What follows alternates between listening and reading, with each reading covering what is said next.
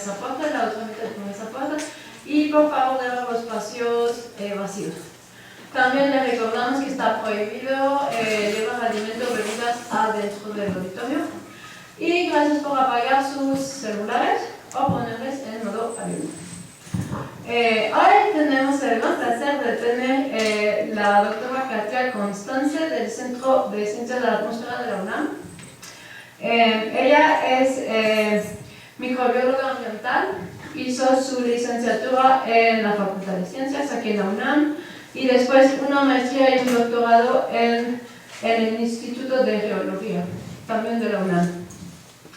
Tiene varias publicaciones en revistas de alto factor de impacto, como Scientific Reports, Frontiers in Microbiology y Geoderma.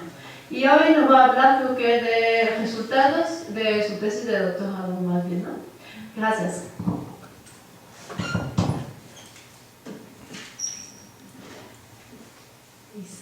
Pues muchas gracias por la invitación. Sí, como les dijo Camille, yo voy a presentar un poco los resultados que obtuve en mi proyecto de doctorado, que tuvo como título el efecto del cambio de uso de suelo y de la calidad de agua de riego en la comunidad microbiana. Entonces voy a darles un poquito una introducción rápida de los métodos que utilizamos, los resultados y la conclusión, y después puedo platicarles un poquito sobre un proyecto en el cual estamos trabajando actualmente sobre la expresión de genes de nitrificación y desnitrificación. Entonces, bueno, las zonas secas se caracterizan por tener climas áridos, semiáridos o subhúmedos secos. Ocupan aproximadamente el 40% de la extensión del planeta y esta extensión está en aumento debido al cambio en los patrones y la distribución de la precipitación por el calentamiento global.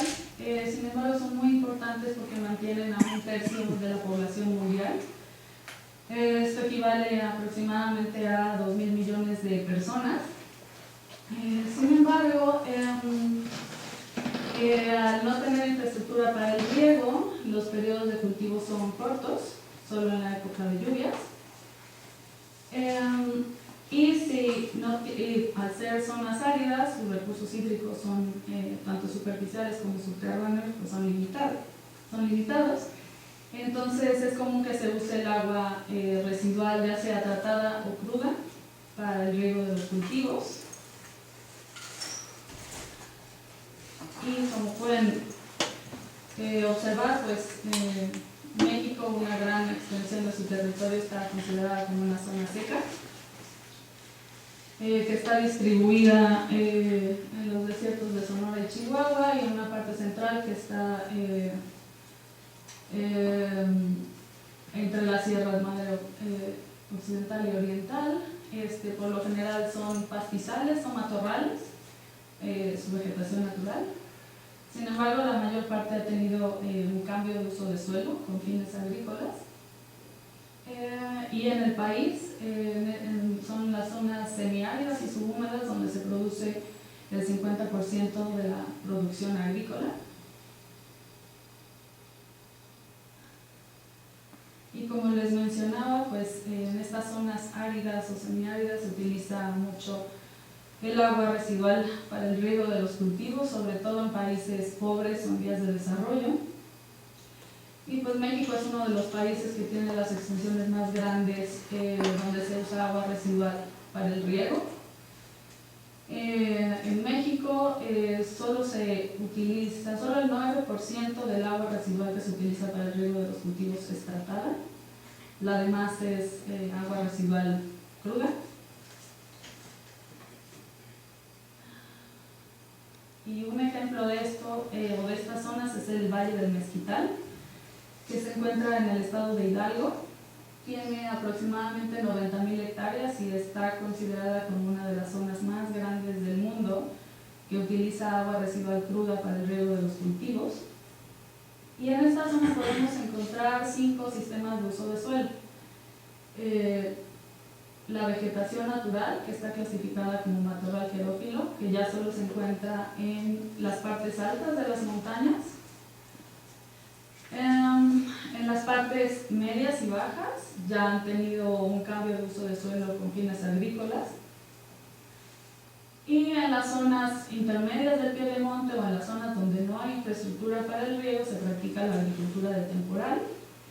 Y hay pequeños ranchos en la zona, sobre todo en las partes más exteriores, en donde algunos agricultores han decidido regar los cultivos con agua de pozo profundo, es agua limpia, pero son realmente ranchos, o sea, son muy pequeñitas la extensión. Y una parte del Valle del Mezquital, de este lado, se riega con agua residual que se mantiene en la presa Endó aproximadamente durante 3 meses, en donde pasa por procesos de sedimentación, que puede considerarse como un tratamiento primario. Y el resto del valle, o sea, todo el resto, se riega con agua residual cruda que proviene de la Ciudad de México. Pues en los suelos del Valle del Mezquital proveen 2 servicios ecosistémicos importantes, pues uno es la producción agrícola. En 2014 se produjeron alrededor de 4 millones de toneladas de forrajes y vegetales. Y además el suelo filtra el agua residual que llega, ya que el agua subterránea y de los manantiales la utiliza la población local para consumo.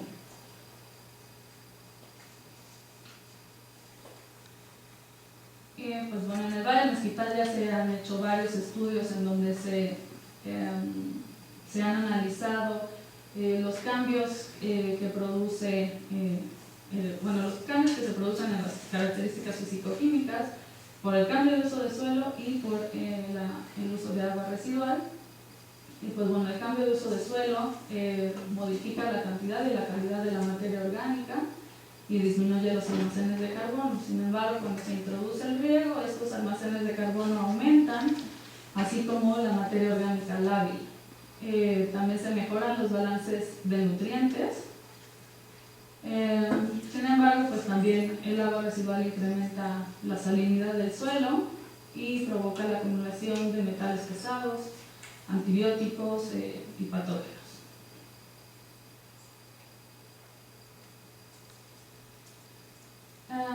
Y pues bueno, todos estos cambios en las características físico-químicas del suelo por el cambio de uso de suelo y por el riego, pues influyen en las comunidades microbianas que en el suelo habitan. Ya que todos los microorganismos deben adaptarse a las nuevas condiciones.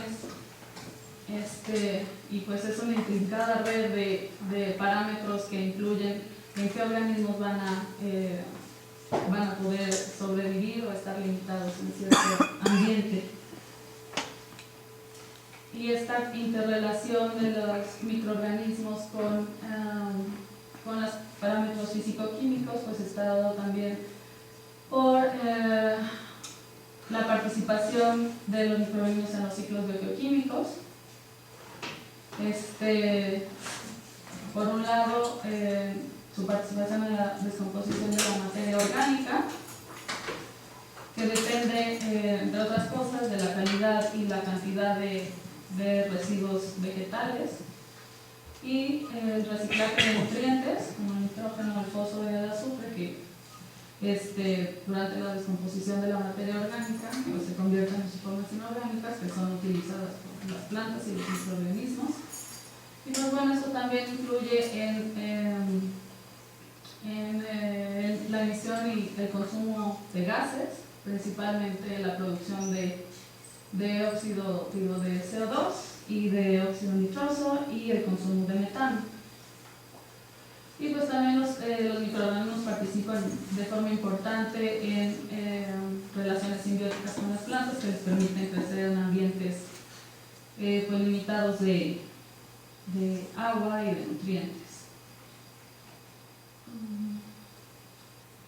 Y pues bueno, en este proyecto nos enfocamos sobre todo en la comunidad bacteriana y la de hongos, por ser los microorganismos las bacterias, los microorganismos más procariantes más abundantes en términos de número, y los hongos pues son los que incluyen la mayor biomasa, quitando las plantas, pero de organismos procariontes. Entonces, nuestra hipótesis era que las diferencias en las propiedades físico-químicas derivadas del cambio de uso de suelo y de las diferentes prácticas de riego en el Valle de Mezquital iban a influir en la composición, la diversidad y en la funcionalidad de las comunidades bacterianas y de hongos. Y como hipótesis particulares, pues teníamos que la humedad sería el factor más importante en la determinación de su composición, siendo zonas áridas.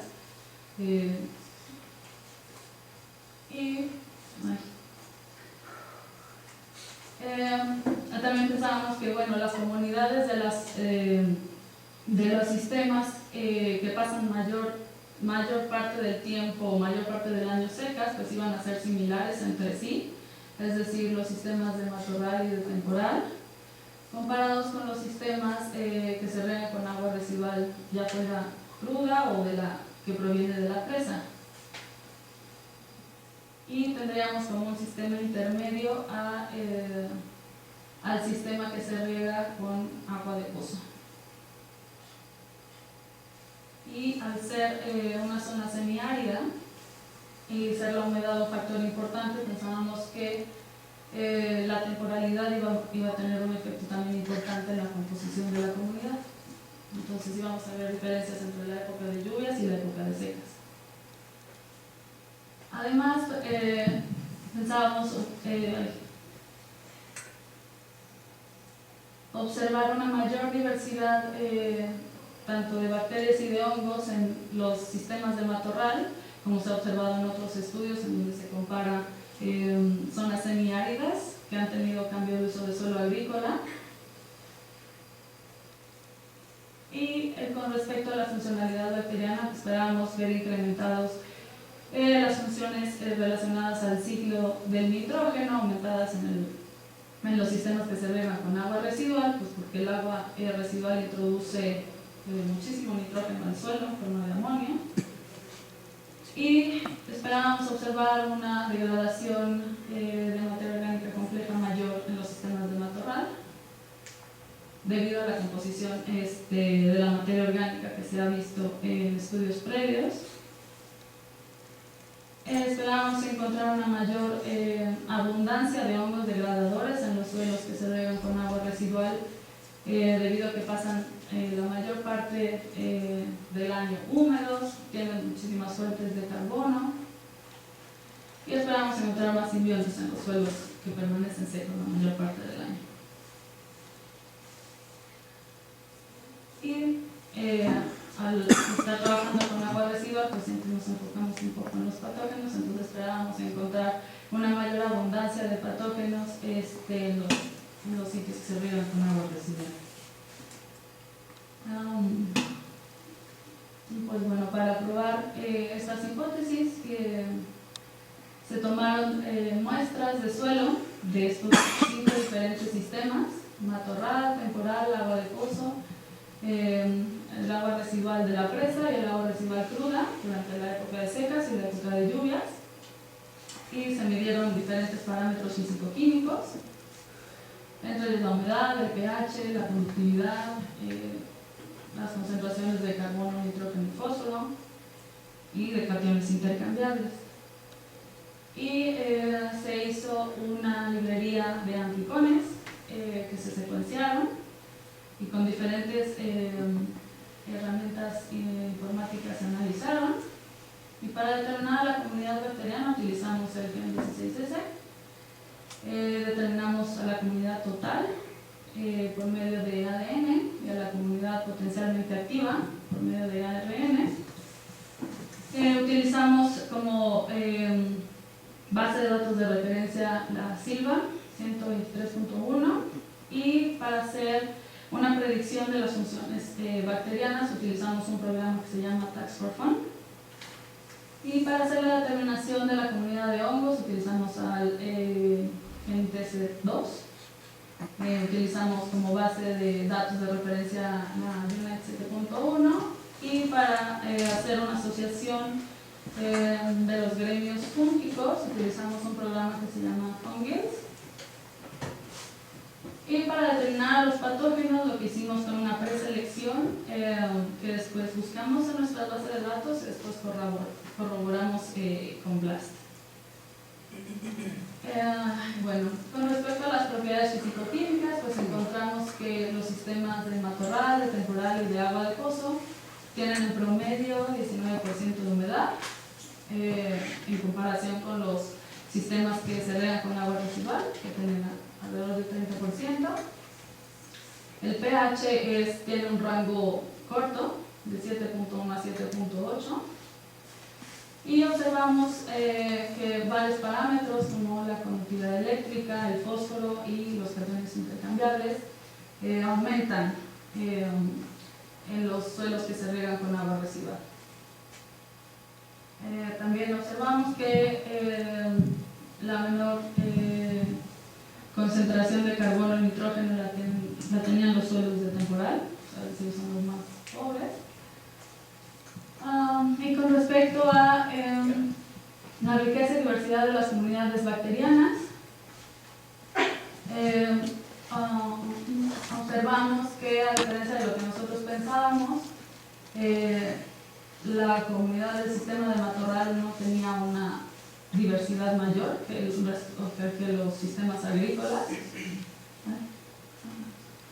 Y al hacer una correlación con los parámetros físico-químicos encontramos que esta tiene una correlación positiva con el pH con respecto a la comunidad total y con respecto a la comunidad potencialmente activa tiene una correlación positiva con la humedad y con el contenido de sodio.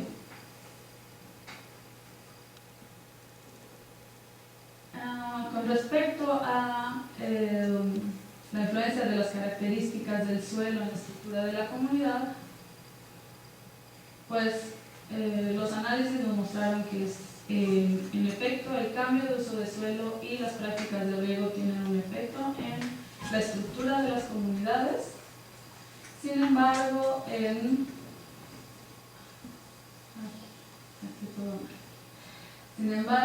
la comunidad total, al evaluar la temporalidad, pues esta no mostró diferencias en la estructura de la comunidad. Pero cuando analizamos la comunidad potencialmente activa, los sitios de agua de pozo y los sitios que se riegan con agua residual muestran diferencias entre temporada de lluvias y entre temporada de secas. Después, al analizar cuáles son las propiedades físico-químicas que influyen más en esta composición de la comunidad, pues sí, la humedad fue un factor importante, sin embargo, de igual importancia fue el pH, aún con ese pequeño rango, y el contenido de sodio. Y eso fue igual para la comunidad total y para la comunidad potencialmente activa. Después hicimos un análisis de asociación para ver cuáles eran los grupos bacterianos que estaban asociados a uno, dos o más sistemas de uso de suelo, y lo que obtuvimos fue que tienen una coincidencia con el análisis multivariado, ¿no? En donde los sistemas de matorral y de temporal comparten muchos grupos y los sistemas que se riegan con agua residual de afuera de la presa o cruda también comparten a su vez muchos grupos, y pues a grandes rasgos podemos ver que los organismos que están asociados a estos sistemas que pasan la mayor parte del tiempo secos son actinobacterias y cianobacterias, que pues son organismos que se sabe que son resistentes a la desecación, algunos son fotosintéticos. Y en cambio, en los sistemas que se riegan con agua residual comparten y están asociados mayormente grupos de proteobacterias, a los grupos Proteobacteria, Bacteroidetes y Clamidia, que pues son grupos, por lo menos Proteobacteria, pues se sabe que son copiotróficos, entonces prefieren los ambientes que tienen más nutrientes o prefieren degradar la materia orgánica lábil. Por ejemplo, Bacteroidetes se ha visto asociada más a suelos agrícolas y fertilizados que a suelos naturales. Y sigue estando el sistema de agua de pozo como un sistema intermedio entre estos dos grupos.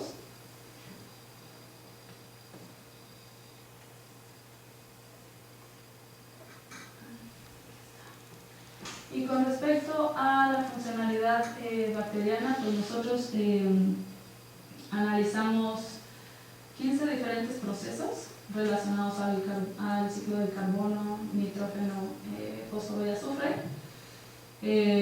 Por ejemplo, la degradación de celulosa, hemicelulosa, quitina, lignina, casi todos relacionados con el ciclo del nitrógeno, fijación de nitrógeno,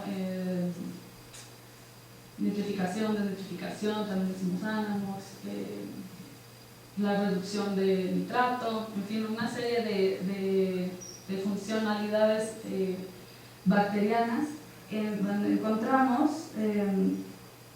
pero lo que fue más interesante fue observar que la nitrificación y la desnitrificación pues están aumentadas, como habíamos pensado, en los sitios que se riegan con agua residual, y también encontramos una mayor abundancia de estos grupos bacterianos, nitrosomonadales y glucocondareales, que sabe que participan en estos procesos. Y también el metabolismo del metano tuvo mayor abundancia en los sitios que se riegan con agua residual. Y encontramos pues una mayor abundancia de estos grupos, de la Leucomicrobium, la Proteobacteria, que se sabe que son grupos metanotróficos. Y por otro lado encontramos que la degradación de lignina y quitina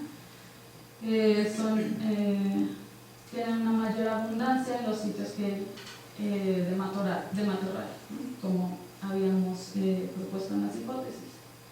Y fue interesante ver cómo, bueno, esto se me olvidó decirles, pero este análisis solo se hizo con la comunidad activa, ¿no? Para poder eliminar el sesgo de, digamos, las bacterias que pudieran estar muertas, ¿no? Y bueno, fue interesante ver cómo al hacer la diferencia entre temporalidades, el sistema de agua de pozo, que si recuerdan fue uno de los pocos que tuvo cambios entre temporadas, también tuvo muchos cambios en su funcionalidad. Entonces, de 9 de los procesos que nosotros analizamos, 9 de 15 tenían cambios. Sin embargo, el agua residual cruda, que también mostró cambios entre temporadas, taxonómicamente, pues no mostró ningún cambio en su funcionalidad, ¿no? Entonces, eso quiere decir que el sistema o la comunidad del agua o del suelo que se riega con agua de pozo es susceptible a los cambios, ¿no? Es susceptible tanto taxonómica como funcionalmente. Sin embargo, el sistema que se riega o la comunidad que se riega con agua cruda, pues a pesar de tener cambios en su estructura, pues es redundante funcionalmente, ¿no? No cambian su funcionalidad. Si algún organismo se ve limitado, puede llegar otro y suplantar la función. Cuando buscamos los patógenos, encontramos que en el agua residual estos grupos tienen una mayor abundancia, ¿no? Son varias especies de Acinetobacter y de Bacillus nocaria, y esto coincide con un estudio previo que se hizo en el Valle del Mezquital, pero con cultivos. Entonces, ellos encontraron varias especies de Acinetobacter y de Bacillus que eran resistentes a antibióticos. Y también encontramos como fitopatógeno a Rhodocockus faciens, que puede afectar a muchas especies de plantas. Sin embargo, no tiene como blanco los cultivos principales de la zona, que es el maíz y la alfalfa.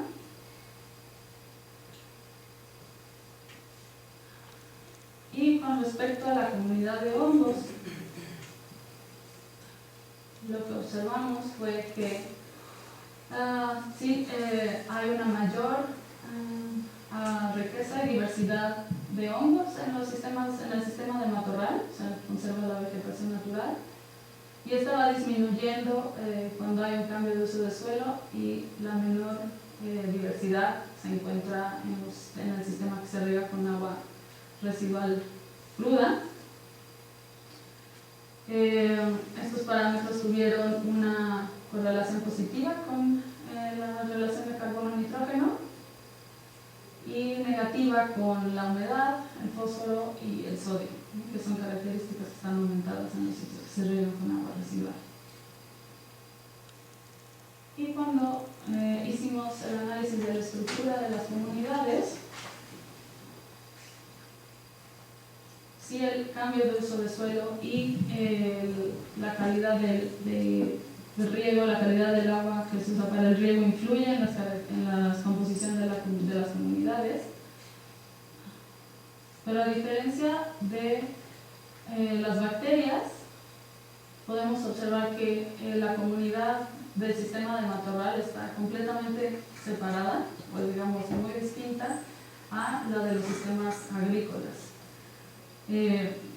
Aquí casi no hay, bueno, yo diría que son prácticamente iguales las comunidades que se riegan con agua residual ya fuera de la presa o agua residual cruda, y son muy similares, tanto la que tiene un sistema de temporal como la que se riega con agua de pozo. Y aquí para los parámetros que tuvieron una mayor influencia también fue la humedad, el pH y el sodio. La comunidad de hongos estuvo dominada por el Phylum Ascomycota, seguido por el Phylum Zygomycota, lo cual difiere bastante de muchos trabajos en donde las comunidades están dominadas por Ascomycota y por Basidiomycota. Y cuando hicimos el análisis de asociación, pues observamos que el sistema de matorral es el que tiene el mayor número de grupos asociados diferencialmente, y pues la mayoría son del Phylum Ascomycota.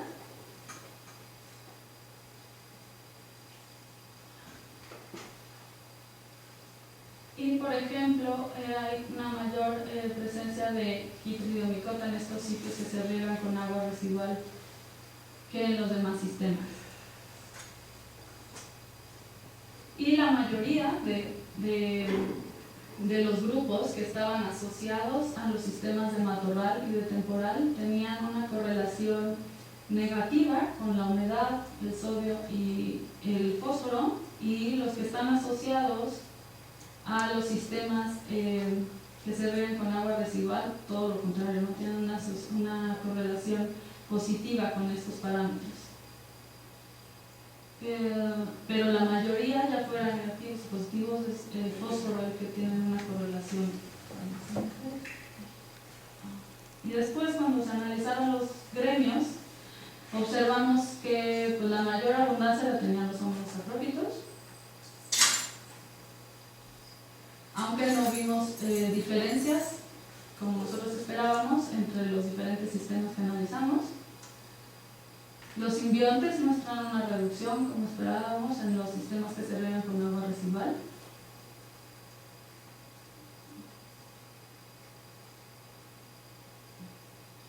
Y en los patógenos, a diferencia de lo que nosotros esperábamos, no hubo una mayor abundancia en los sitios que se riegan con agua residual. Y esto puede ser que los hongos que vienen en el agua residual pues no sobrevivan las condiciones del suelo, porque de hecho para saber si venían o no del agua residual también analizamos algunas poquitas muestras que nos regalaron de agua residual, y hay hay una gran abundancia de patógenos en el agua residual, pero cuando los buscamos en el suelo ya no están presentes. Otras razones puede ser que hay abundancia de bacterias que producen compuestos que contraatacan a los hongos.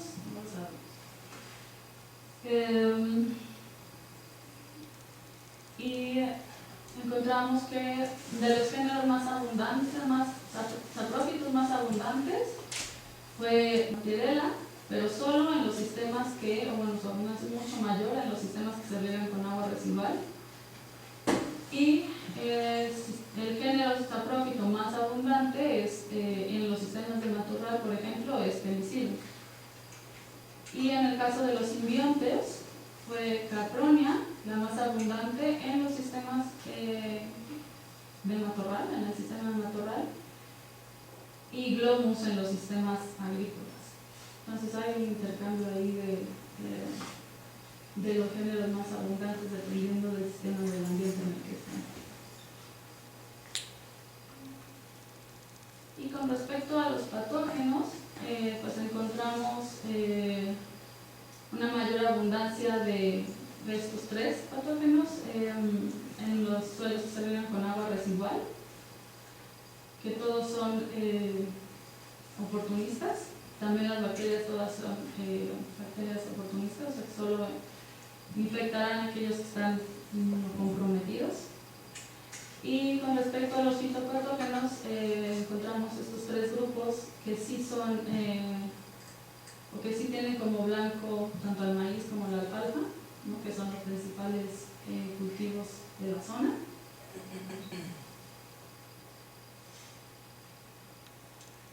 Pues bueno, finalmente encontramos que el cambio de uso de suelo y la calidad del agua de riego sí influye en la estructura, diversidad y funcionalidad de las comunidades de hongos y bacterias.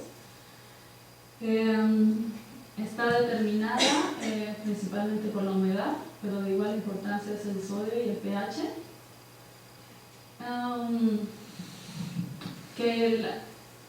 Las comunidades de bacterias y hongos son similares en los sistemas regados con agua residual.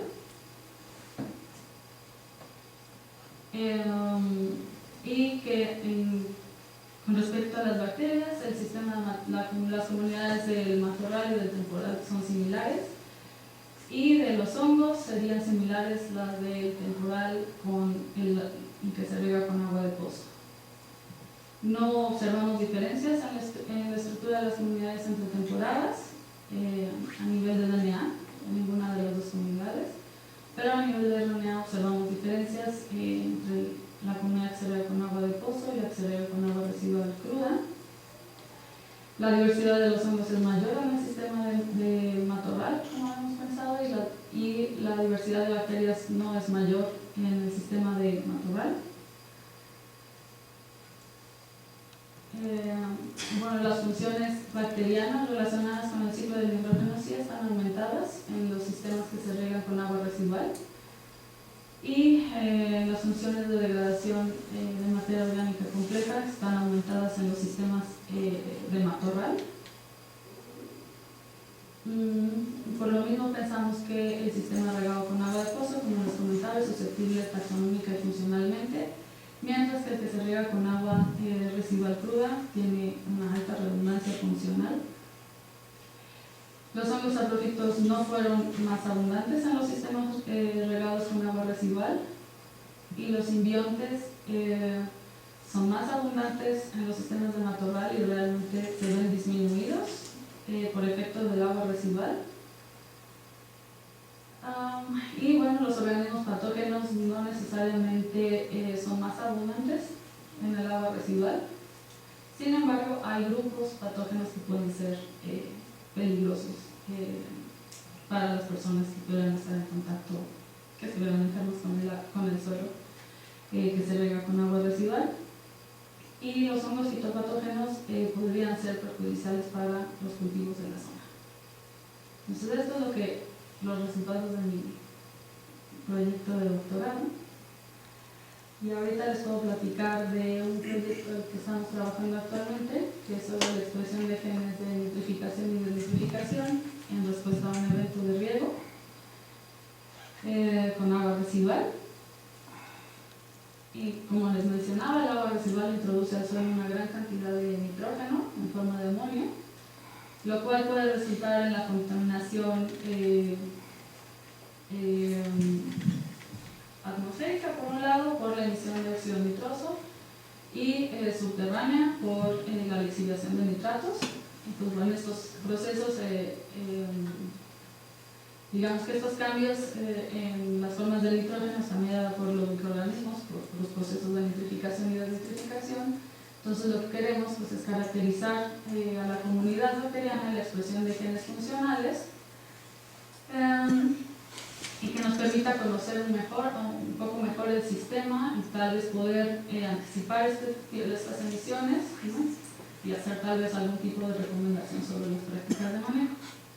Entonces, para esto tenemos los objetivos de determinar cómo cambia la abundancia de estos genes funcionales que están relacionados al ciclo del nitrógeno antes, durante y después de un evento de riego, y relacionar la concentración de amonio y nitrato, así como de las emisiones de óxido nitroso en los cambios de la abundancia de los genes funcionales, y también determinar cómo cambia la comunidad en un evento de riego.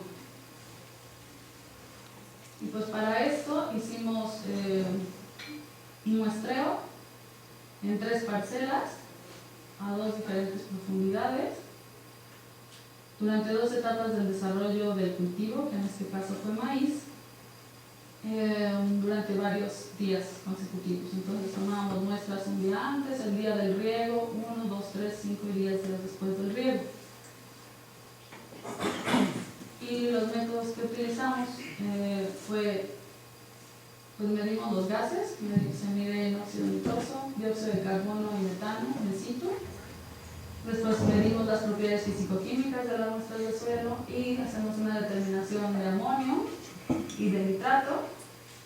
Y después la idea es evaluar a la comunidad potencialmente activa, ¿no? Por medio de RNA, y hacer una cuantificación de los genes funcionales, o de los transcritos de los genes funcionales que están involucrados en el ciclo del nitrógeno, ¿no? MOA, MIR-S, MIR-K, NOR-B y NOR-Z. Y hasta ahorita estos son los resultados que hemos tenido.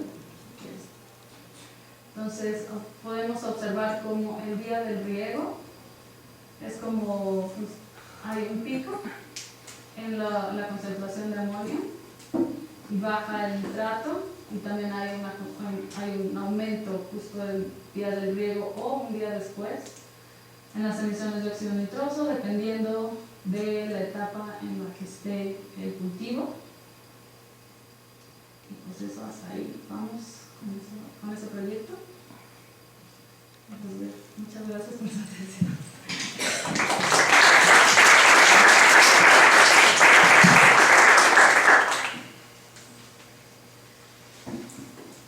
Tenemos mucho tiempo para preguntas.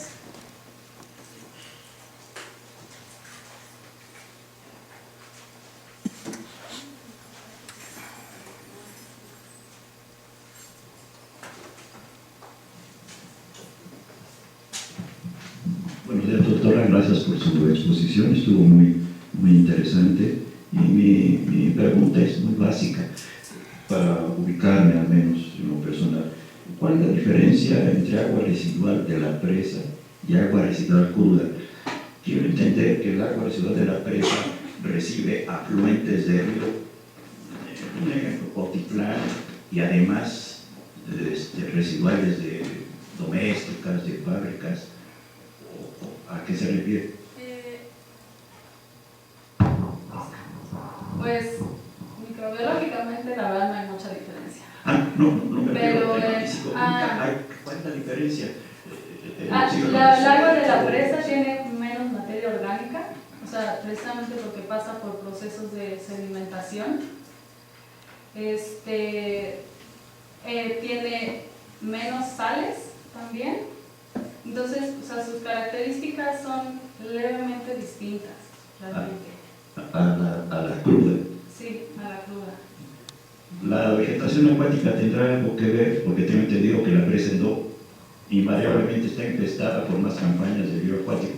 ¿Tendrá algún impacto en mejorar la calidad del agua? No sé. Sí, Yo sí, creo que, o sea, debería de, pero sí, sí, tal sí. vez el efluente es demasiado. Sí, O sea, sí, tal vez la carga es demasiado. O sea, seguramente sí tiene algo que, o sea, influye en algo, pero la carga es tal que pues no sé. Yo creo que sí. Sí, eso no nos para las diferencias en cuanto a calidad del agua, como es un sistema. Muy amable, doctora, gracias.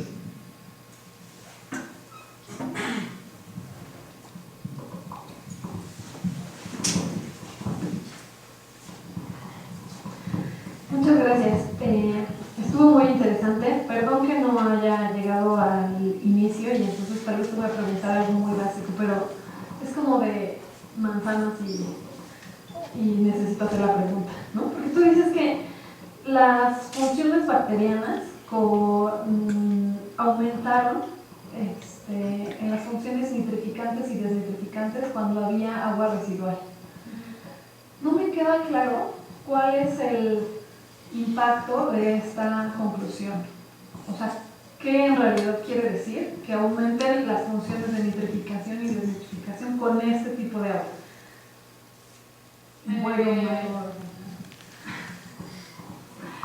Pues lo que queríamos nosotros era correlacionar nuestra comunidad con la funcionalidad que encontramos, o sea, ¿no? Ver si además de poder decir, sí, hay muchas protobacterias, hay actinobacterias, o sea, podíamos hacer una asociación de esta taxonomía con las funciones, ¿no? O sea, de hecho en el vegetal ya se ha medido anteriormente nitrificación y desnitrificación con otros métodos, o sea, que no son, ¿no? O sea, de biología molecular o informática, o sea, sobre todo físico-químicos Entonces lo que nosotros no sabemos es si vamos a encontrar las mismas respuestas, ¿no? con estas técnicas. Bueno, para nosotros eso es importante porque entonces ya no, o sea, digamos que siguiendo este proceso lo podemos determinar, ¿no? No tenemos que hacer un paso, o sea, o medirlo, ¿no? Como se ha hecho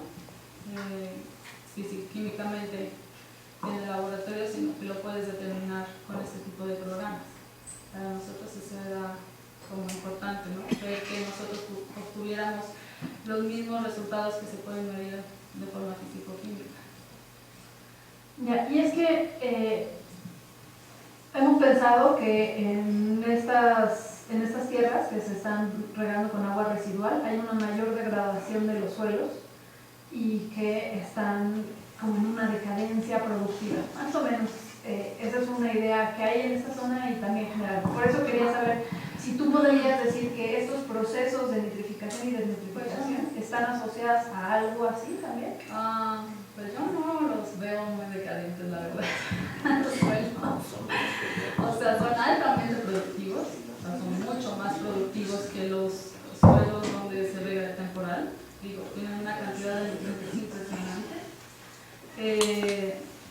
Tienen acceso al agua, ¿no? Entonces, pues yo no los consideraría decadentes, o sea, de hecho son bastante activos, tienen muchísima materia, o sea, la microbiota está activa todo el tiempo, o sea, y no degradan cosas, por ejemplo, la materia orgánica compleja no la degradan porque prefieren degradar lo lábil, que es obvio, pues lo que les llega más inmediato y es más fácil, pero no decadentes para nada. Yo diría que no. O sea, puede haber contaminación por otras cosas, pero o sea, el suelo funciona bastante bien como filtro y como un sistema productivo. Este suelo, ¿no? Obviamente no todos los que se rieguen con agua residual van a funcionar igual. Depende de muchas características, ¿no? De hecho, nada más un comentario en eso. Esas parcelas son las más codiciadas precisamente por la carga de materia orgánica que tienen. En un principio eran rechazadas porque los metales pesados es lo primero que piensan. Bueno, los pHs del suelo no permiten que sean disponibles los metales pesados para empezar.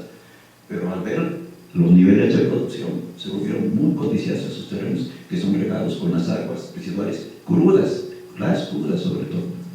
De hecho, ha habido muchos problemas ahora en la zona porque pues, construyeron la planta de tratamiento de Atotonilco, que se supone o pretende tratar el agua que llega al Valle del Mezquital, y los agricultores no quieren.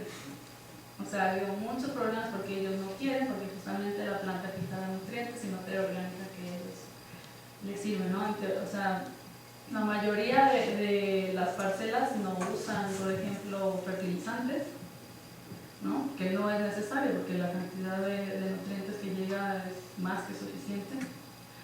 Entonces, pues, no, sí, está bien el sistema, por ejemplo, en ese sentido. Entonces, obligándote a concluir algo sobre el manejo, ¿tú pensarías que entonces las aguas residuales están teniendo un impacto sobre las bacterias del suelo y que eso es lo que está ayudando a la mayor productividad de esos parcelos? Entonces, si tuvieses que hacer una recomendación para el señor con el que trabajaste, ¿qué le dirías que son tus resultados? Pues tiene que con estos resultados no sé si yo pueda hacer una recomendación como tal, ¿no? O sea, es un poco como, pues es prospectivo lo que hay, ¿no? Y le podemos decir cómo está su sistema, ¿no? Pero si hay suficiente nitrificación y desnitrificación, es que por lo menos el nitrógeno que está entrando se está asimilando, ¿no? De hecho no se asimila todo, ¿no? Por eso hay lixiviación de nitratos, que es una cuestión importante, y hay una emisión también importante de óxido nitroso. Entonces, pero no puedes forzar a que haya más nitrificación o desnitrificación para que eso suceda. O sea, de por sí ya el sistema está forzado por el agua residual, por la cantidad de materia orgánica que llega. Entonces, pues, no es verdad que no fertilicen, pero la mayoría no lo hace, ¿no? Algunos sí, porque hay mucho desconocimiento y la gente piensa, sí, el fertilizante siempre lo pongo y sigo poniendo. Hay mucha gente que ya no fertiliza, ¿no? Entonces yo la recomendación primera que es no fertilizar, o sea, no hay necesidad de fertilizar. Y pues todo esto, quién sabe si vaya a seguir, ¿no? Cómo vaya a cambiar ahora que tengan otro tipo de calidad de agua, porque el agua que van a recibir pues va a ser distinta. Y es ahí donde tal vez ellos van a ver diferencias en el rendimiento, ¿no? De los cultivos. Con respecto al agua, eso me hubiera gustado mucho verlo comparativamente, o sea, cuáles son los microorganismos que están en el agua. Y de hecho, bueno, lo mencionaste brevemente, ¿no? Pero bueno, o sea, ¿qué viene en el agua residual, en la tratada y bueno, qué está, por ejemplo, en el agua de las presas y las de los pozos, ¿no? Y otro componente importante que es que en esa zona hay muchos manantiales, ¿no? Entonces, algo que sí, digo, a mí no me preocupa tanto, bueno, sí debería ser preocupante la contaminación del suelo, pero o sea, sí estoy consciente de que por muchas décadas, o sea, ha incrementado la productividad del Valle del Mezquital, ¿no? Pero a expensa de potencialmente contaminar los mantos freáticos, ¿no? Y esa zona pues, tiene muchos manantiales de agua fría, caliente, etc. Entonces, a lo mejor valdría la pena complementar el trabajo con los análisis de agua, ¿no? Si a lo mejor son diferentes a lo largo del año, si se están contaminando los mantos freáticos, etc. Sí, sí. El otro comentario que te quería hacer, y a lo mejor estaría bonito integrarlo en algún momento, es una de las problemáticas del Valle del Mezquital es que ahí están las cementeras, ¿no? Está Cruz Azul, está Pasco, está X, ¿no? Y algo de lo que hacen las cementeras es pues necesitan terrenos para sacar arena, para sacar cemento, etc., ¿no? Entonces es muy fácil para las cementeras llegar con los agricultores y decirles te compro tu hectárea, te doy 100,000 pesos ahorita y nada más tengo que sacarle toda la arena y pues te quedas con tu terreno, ¿no? La gente a lo mejor no lo racionaliza mucho y dice, pues sí, ¿no? Está el terreno, que se lleven la arena y después ya sigue sembrando, pero se llevan todo el suelo, ¿no? Obviamente. Entonces, la propuesta o la idea que estaba pensando durante tu charla es si el riego con agua residual podría de alguna manera pues fomentar la formación nuevamente del suelo, ¿no? Y si lo han pensado o si lo van a integrar en algún momento, porque sí lo ves, ¿no? En el mezquital, como están así las planicies, de repente una mina, de repente otra vez y otra mina.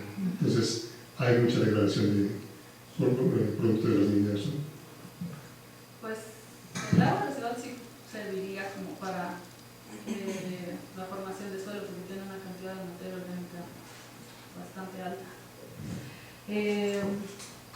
Sin embargo, pues está todo lo de contaminación, ¿no? O sea, tendría que evaluarse. No sé si sea más proclive a la lixiviación ahí o no, o sea, no sé. Tendría que evaluarse, yo creo.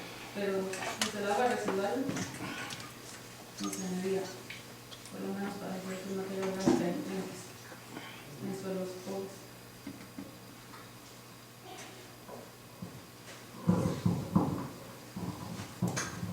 Antes. Tengo dos preguntas.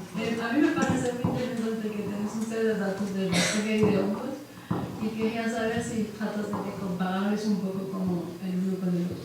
Por ejemplo, se sabe que micorrizas arbusculares no hacen mineralización de la materia orgánica, pero estimulan mineralización de parte de las bacterias, ¿no? Entonces, si por ejemplo tú encontraste como correlaciones entre las funciones bacterianas y la presencia de micorrizas. Y mi segunda pregunta era como, tú encontraste que había muy pocos simbiontes, hongos simbiontes en el suelo, en muchos de los ecosistemas, y entonces yo estaba pensando si, pues, ¿cuál es tu opinión? Si podría ser que hay tanto nitrógeno disponible en el suelo que en realidad la planta no necesita más a micorrizas y entonces, pues, por eso no tiene tanto. O si tienes datos de colonización de raíces y eso. O pues, ¿cuál es tu opinión al respecto? Pues sobre la primera pregunta no hicimos esa correlación, pero sería padre hacerla. No lo hicimos en este estudio. No sé si con los datos que tengamos podríamos. O sea, estaría padre eso. Porque yo la verdad tampoco soy muy experta en hongos. Entonces voy a decir como un poco una aventura esta.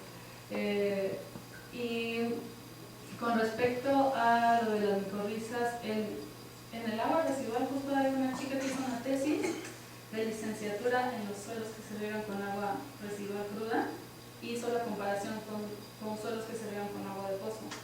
Y ella encontró, no sé si es por colonización de micorrizas, pero sí encontró mayor abundancia de estos nódulos fijadores de nitrógeno en los suelos que se riegan con agua residual cruda. O sea, a pesar de la cantidad brutal de nitrógeno que entra, tenían más nódulos de fijación de nitrógeno que las plantas que crecían, de la alfalfa sobre todo, ella trabajó con la alfalfa, de la alfalfa que crecía en las zonas que se riegan con agua de pozo.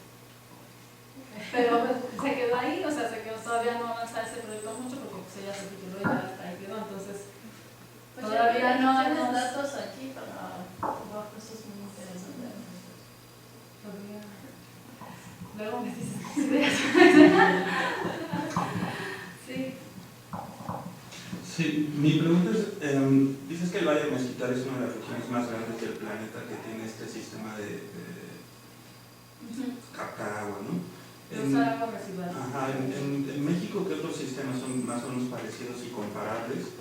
¿Y habrá alguno que sea literalmente con agua que no sea residual, algún valle que sea agua perfecta, que pueda servir como en términos comparativos? Pues, no sé, la verdad. O sea, hay zonas en el norte del Valle del Mezquital que usan agua de pozo. O sea, Tecozautla, por ejemplo, el Valle de Tecozautla, pero es mucho más chiquito, ¿no? Y las características del suelo varían un poco, ¿no? Pero pues, ese es el que se ha utilizado en otros estudios como su comparativo. Pero del resto del país, la verdad, no sabría. O sea, no sabría si hay algún sistema que solo se riegue con agua limpia, o sea, una zona que solo se riegue con agua limpia. No sé, habría que investigarlo. Pero el Valle de Tecozambe es uno que está muy cerca del Valle de Iztaccíhuatl, está un poquito más al norte, y es el que se ha utilizado en varios estudios en geología como comparativo. Y solo usan agua de pozo.